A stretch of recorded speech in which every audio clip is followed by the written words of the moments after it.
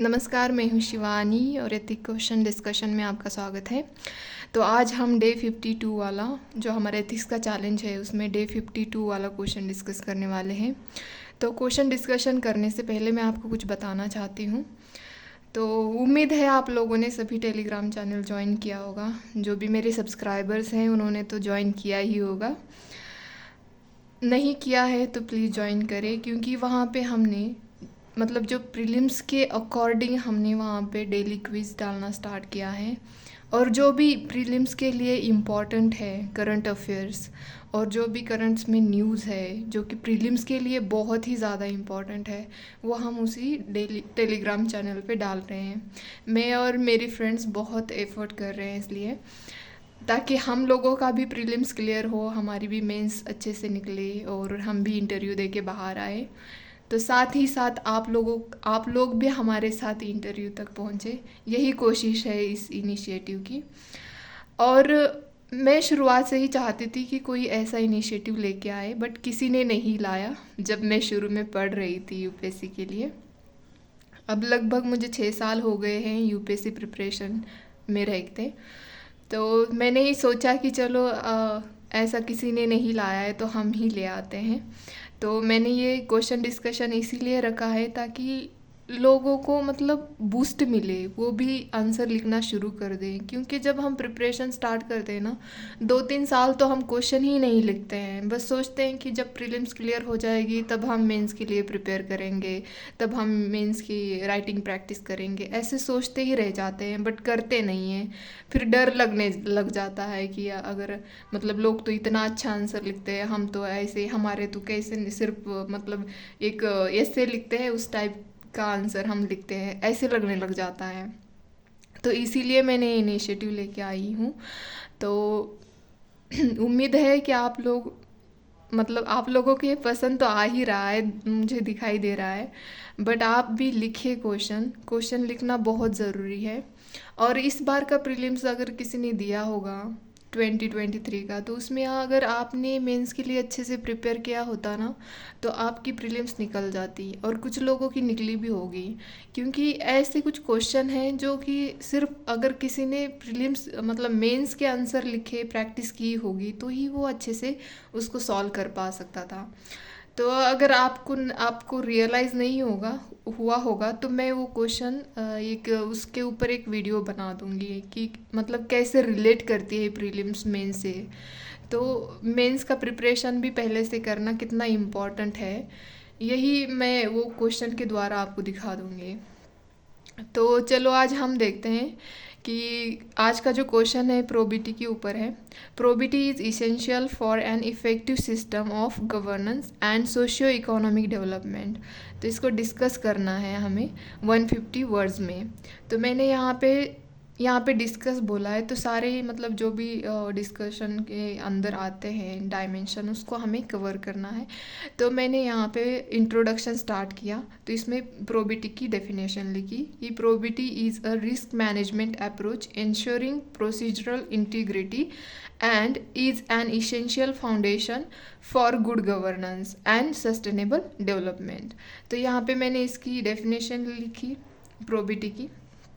Probity मतलब integrity से थोड़ी ज़्यादा ऊपर आती है, मतलब इसमें अपराइटनेस, अकाउंटेबिलिटी, ट्रांसपेरेंसी ज़्यादा होती है।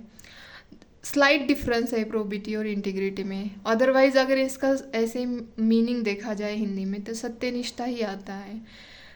तो फिर यहाँ पे मैंने जैसे क्वेश्चन में पूछा गया है कि probity essential for effective system of governance and social development. आप इसको अलग अलग करके भी लिख सकते हो और एक साथ भी लिख सकते हो, मैंने एक साथ ही लिखा है। जैसे कि अलग अलग आपको करना है तो यहाँ पे आप ऐसे हेडिंग डाल सकते हैं कि probity essential for effective system of governance, और नेक्स्ट इसमें ऐसे लिख सकते हो आप, दूसरी हेडिंग ऐसे डालोगे, probity essential for socio development, sorry socio economic development. मैंने यहाँ पे इकोनॉमिक्स लिखना रह गया मेरा। तो अब ऐसी सेकंड हेडिंग डाल के भी आप लिख सकते हो, बट मैंने दोनों को एक साथ ही कंबाइन करके लिखा है। तो यहाँ पे मैंने फर्स्ट पॉइंट में लिखा है it can help in improving, मतलब प्रोबिटी कैसे हेल्प करती है इफेक्टिव सिस्टम ऑफ गवर्नेंस में। तो इसका मैंने लिखा है कि it can help in improving work culture through values of cooperation, tolerance, efficiency. In values के थ्रू वो कैसे मतलब हेल्प करती है वर्क कल्चर में। जैसे कि इसरो का एग्जांपल लिखा है मैंने कि जैसे अब हमने चंद्रयान भेजा था, उसमें कितना कोऑपरेशन, टॉलरेंस, इफ़िशियंसी दिखाई दी, तभी तो हम सक्सेसफुल हुए। तो सेकंड है यहाँ पे मैंने लिखा है इट डिटर्स, मतलब it can help to deter corruption, corrupt behaviour and poor perception through values of honesty. Honesty के द्वारा भी जो हमारा मतलब करप्ट बिहेवियर जो होता है, हमारा बिहेवियर चेंज कर जाता है। जैसे कि यहाँ पे मैंने अशोक खेमका का उदाहरण दिया है कि इनका ऑनेस्टी के लिए इनका उदाहरण आप कहीं पे भी दे सकते हो। जब भी आपको एथिक्स में ऑनेस्टी के बारे में लिख रहे हो और वहाँ पे एग्जाम्पल देना है तो आप इनका नाम ज़रूर लिखिए। थर्ड है it can help to builds public trust for policy implementation. Policy implement करनी है तो मतलब लोगों का ट्रस्ट भी जीतना होता है ना आपको, तो ये बहुत ही हेल्पफुल होती है यहाँ पे प्रोबिटी। इट कैन मतलब फोर्थ है it can help to enable efficient governance through supporting public interest. तो मैंने इसका एग्जाम्पल भी लिखा है आगे। तो यहाँ पे लिखा है मैंने इरेडिकेटिंग लाइसेंस परमिट राज इन्हांस इफ़िशियंसी। तो मैंने यहाँ पे इसका एग्जांपल दिया, ये न्यूज़ में था लाइसेंस परमिट राज क्यों था, तो आप मुझे कमेंट बॉक्स में बता सकते हो। जैसे कि हमने लैपटॉप्स वो खरीदने बाहर से खरीदने पे बैन लगाया, उस टाइम पे ये न्यूज़ में था, बट आप और भी बता सकते हो इसके बारे में, कमेंट बॉक्स में बता देना। फिफ्थ है probity can help in economic growth through courage and accountability. Accountability और करेज के द्वारा भी हम इकोनॉमिक ग्रोथ को बूस्ट कर सकते हैं। सो सिक्स लिखा है मैंने it can help attract investment ensuring a transparent environment. Environment अगर ट्रांसपेरेंट रखेंगे हम तो इन्वेस्टमेंट जो करते हैं लोग बाहर के तो वो ज़्यादा अट्रैक्ट होंगे। जैसे एग्जांपल लिखा है मैंने यहाँ पे Singapore attract global investment because जो इंडिया का जो प्रोबिटी स्टैंडर्ड है वो अच्छा है, इसीलिए ये मतलब इन्वेस्टमेंट करने के लिए इंडिया की टूवर्ड्स अट्रैक्ट हुए। तो ऐसे भी आप एग्जाम्पल लिख सकते हो। यहाँ पे देखो इकोनॉमिक ग्रोथ जो ये सोशियो इकोनॉमिक वाला एक पॉइंट आ जाता है, यहाँ पे अट्रैक्ट इन्वेस्टमेंट ये भी सोशियो इकोनॉमिक्स वाला पॉइंट आ जाता है। तो फिर मैंने यहाँ पे ये भी जो यहाँ पे लिखा था इरेडिकेटिंग लाइसेंस परमिट राज, तो ये भी एक सोशियो इकोनॉमिक एक मतलब इकोनॉमी का पॉइंट है। तो आप यहाँ पे मैंने 7 में यहाँ पे मतलब एक डायग्राम टाइप ऑफ मतलब चार्ट टाइप कह सकते हो आप, ऐसे किया है कि प्रोबिटी इन गवर्नेंस। तो कैसे मतलब गवर्नेंस में प्रोबिटी होती है तो क्या होता है कि इंटीग्रिटी आ जाती है, सिविल सर्विस में रिफॉर्म हो जाते हैं, सिविल सर्विस की वैल्यूज़ बढ़ने लग जाते हैं। मतलब जो सिविल सर्विसेज की वैल्यूज़ है आपको पता है, अगर नहीं पता है तो मुझे कमेंट बॉक्स में बता देना सर्च करके। तो इसकी वजह से क्या हो जाता है, अगर ये सब integrity, civil service reform, civil service values रहेंगी तो क्या होगी कि वैल्यू ऑफ एजुकेशन की वैल्यू आ जाएगी। जो कन्फ्लिक्ट होते हैं, डिलेमा होते हैं वो कम होने लग जाते हैं। और कॉम्प्लायंस विथ प्रोसेस, मतलब अगर किसी भी मतलब कॉम्प्लायंस आ जाता है प्रोसेस में और ट्रांसपेरेंसी रहती है तो ये आप भी ऐसे बना सकते हो। तो मैंने यहाँ पे ताकि आंसर एनरिच हो तो इसीलिए मैंने यहाँ पे ये कर दिया है। तो फिर डिस्कस पूछा गया तो हमने अच्छे पॉइंट तो बताए हैं। तो चैलेंजेस भी इसमें हैं कि प्रोबिटी जब हम इंश्योर करने लग जाते हैं तो उसमें क्या चैलेंजेस आ जाते हैं। जैसे कि यहाँ पे लिखा है मैंने first poor public service delivery क्यों होती है ऐसे, बिकॉज ऑफ करप्शन की वजह से पुअर पब्लिक सर्विस डिलीवरी होती है, लोग ब्राइबरी लेते हैं, तो इसकी वजह से भी पुअर पब्लिक सर्विस डिलीवरी होती है।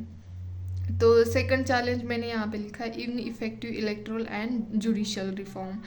फिर थर्ड लिखा है मैंने यहाँ पे लैक ऑफ इफेक्टिव ऑडिट्स, जो ऑडिट्स होता है ना, लिखा जोखा बोलते हैं हम उसको, वो उसका भी इफ़ेक्टिव नहीं होता है, मतलब वो इफ़ेक्टिव लिखा हुआ होता नहीं है, इसीलिए मतलब ये भी एक चैलेंज है।